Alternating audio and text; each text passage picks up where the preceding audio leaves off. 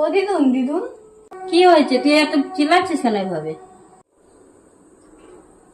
তুমি ধরো পরের জন্মে কিছু জন্মালে, তাহলে কিও জন্মাতে চাও?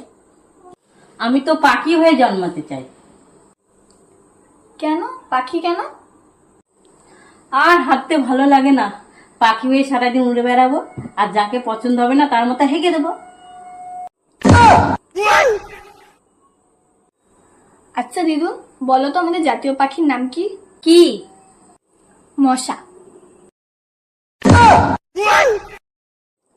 আচ্ছা দিদুন, এবার বলো তো আমাদের জাতীয় গাছের নাম কি? কি? কেন গাজা? এই তুই থাম তো, তুই এবার আমার একটা প্রশ্নের উত্তর দে। কি?